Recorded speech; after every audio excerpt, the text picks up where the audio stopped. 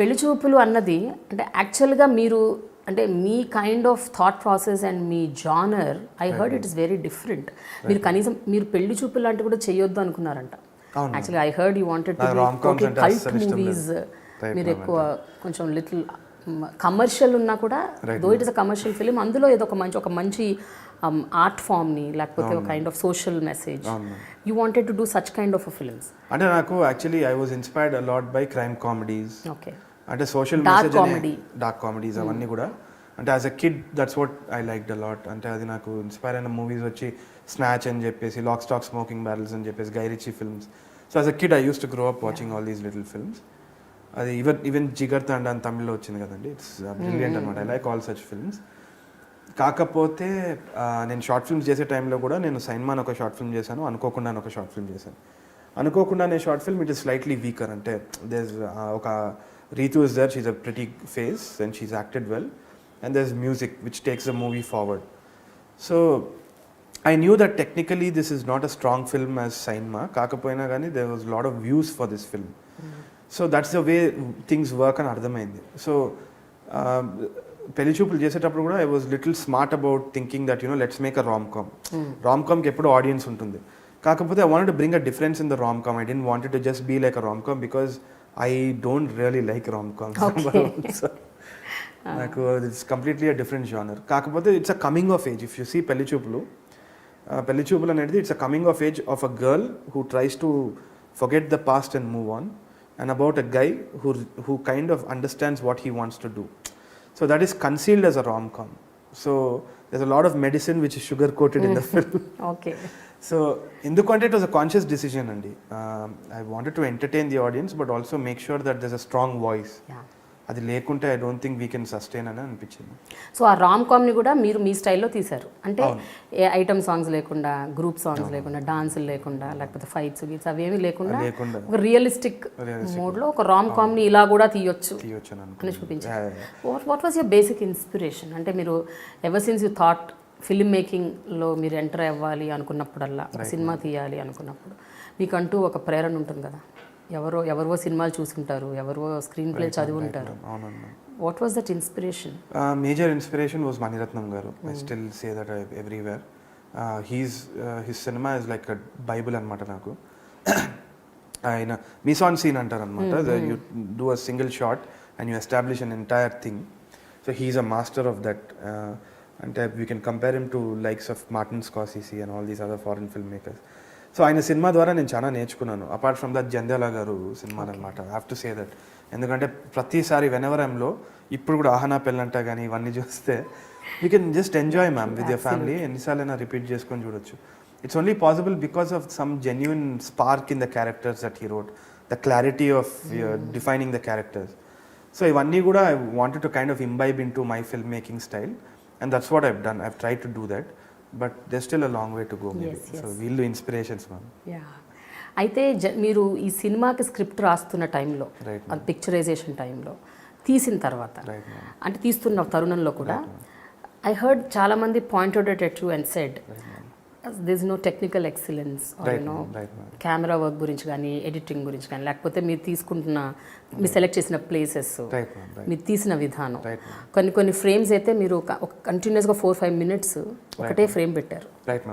Especially ఆ పెళ్లి చూపుల సీన్ అక్కడ ఒక కెమెరాలో వదిలేశారు.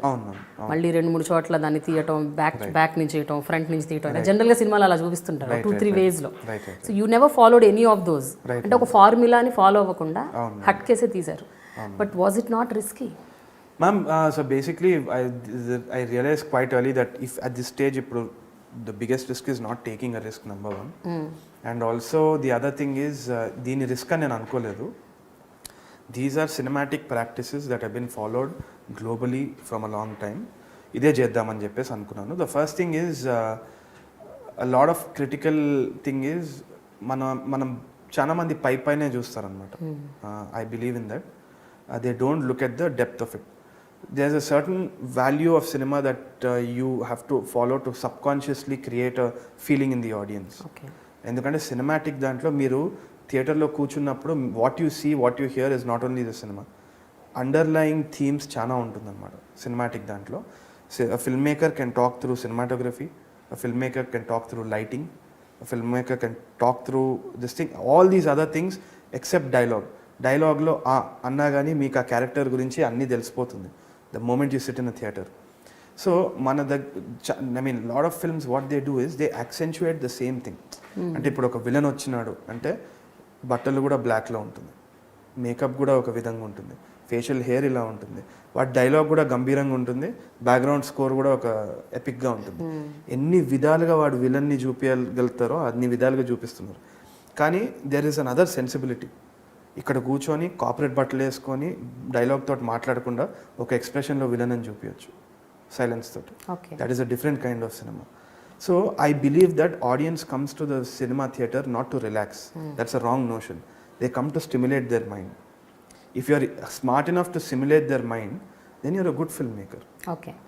So ఈ గుడ్ ఫిల్మ్మేకర్కి ఈ బ్యాడ్ సినిమాకి ప్రాబ్లం ఏంటి అంటే all these practices. So how well are you using sound design, how well are you placing the camera. అంటే కెమెరా మీరు లో యాంగిల్లో పెట్టినప్పుడు are you elevating the character, high యాంగిల్లో పెట్టినప్పుడు character looks kind of dominated, he looks powerless. All these are cinematic practices that you need to study, you need to learn and get in to the subconscious of your audience. వాళ్ళకి తెలియకుండానే వాళ్ళకు feeling మీరు కలగజేసినారంటే you are an intelligent film maker. బయటికి lot of people said makeup లేదు, production లేదు, short film లాగా ఉంది. That's all.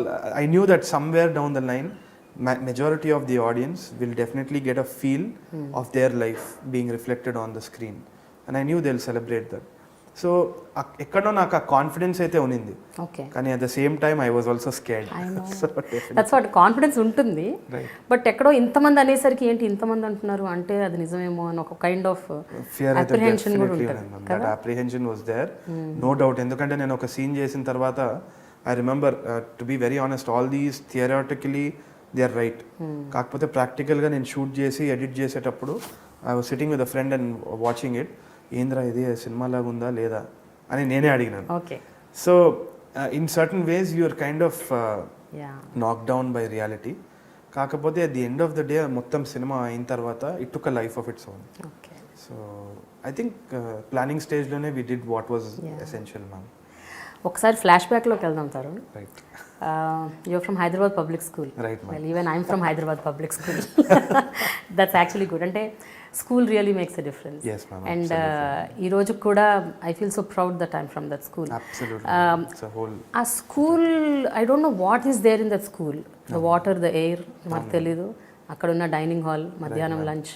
It's like something which is very nostalgic. Yes, ma'am. Absolutely nostalgic. But ఏదైనా సరే ఆ స్కూల్లో మీకు what was that strong foundation that you experience? అంటే ఈ పర్టిక్యులర్ దానివల్ల నేను రేపు నా లైఫ్లో ఏదో ఒకటి చేయగలను, సాధిస్తాను అని అనుకున్న క్షణం, మూమెంట్స్ ఏమైనా మీకు గుర్తున్నాయా? Yes ma'am, absolutely. అంటే the teachers, the people and the campus reflected to me ఒక సెన్స్ ఆఫ్ ఫ్రీడమ్ అనమాట. సో ఏంది అంటే ఇట్ జనరల్గా మనం ఇప్పుడు వేరే క్లాస్ రూమ్స్లో వెళ్తే దెల్ బి జామ్ ప్యాక్, మనకు ఒక ఇండివిజువాలిటీ అనేది ఉండదు. కాకపోతే హైదరాబాద్ పబ్లిక్ స్కూల్లో నేను చదివినప్పుడు నాకని ఒక పర్సనాలిటీ ఉంది, అది నేను బయట పెట్టాలి. ఆ యూనిక్నెస్ని సెలబ్రేట్ చేసిన school HPS. So I think it celebrates the uniqueness of everybody to a maximum extent. I'm not saying that everybody comes out like that or whatever, but the conditioning is if you choose to follow that path is that మీరు ఉన్నారు on this earth, you're there, you step out of the school, you have a voice, అది మర్చిపోకండి. మీకన్నా ఒక freedom ఉంది, అది మీరు express చేయొచ్చు, అది మీ రైట్ అని చెప్పే స్కూల్ ఇదన్నమాట. సో నాకు I remember certain very fond memories with my chemistry teacher. ఆయన క్లాస్లో కూర్చొని చెప్పేదన్నమాట. But he wasn't confined to the classroom. He used to say, I used to get up and say, sir water అంటే, if you want drink water go, why you asking me permission అనేది. So that kind of cultivated a certain sense of freedom in me, some sense of individuality, that నేను ఉన్నాను, నా voice ఉంది, నేను చేయొచ్చు అని. So that resounded a lot in the way he taught and the way my friends were also there. They were also very individualistic. అంటే prefect board మీకు తెలిసే ఉంటుంది. So we have a choice to choose what happens in school, what doesn't. దాని తర్వాత మనకు news letter ఉండేది. ఆ news లెటర్ని we used to monitor as students. So they was a lot of hands on work. అంటే I don't remember అసలు నేను ఏం చదువుకున్నానో నాకు గుర్తులేదు, కానీ ఎలా చదువుకున్నానో నాకు బాగా గుర్తుంది. You really develop as an individual, అందులో no doubt about it. Your character is so much enhanced. అసలు ముందు ఒక పర్స్పెక్టివే వస్తుంది towards life. And that towards the end it kind of moulded me really well. And I think మా parents మంచి చాయిసే అనమాట అది. చాలా మంది అన్నారు అక్కడ పోతే సిగరెట్ తాగుతాడు, మందు తాగుతాడు, పాడైపోతాడు, డ్రగ్స్ తీసుకుంటాడు. వెన్ ఐ స్టడీడ్ ఆ రోజులో అనేవాళ్ళు, it was way back. So drugs ఉంటాయి, I think don't put her in that school అని. But I think it's also upbringing, ఇంట్లో upbringing and that school kind of makes you